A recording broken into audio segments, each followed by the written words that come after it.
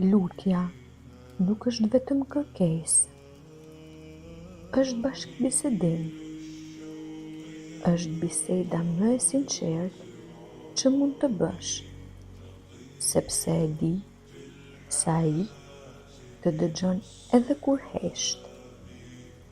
Ndonjëherë lutja nuk të ndryshon situatën në një herë, por të ndryshon ty, të bën më të duruar, më të qetë, më të afërt me Zotin.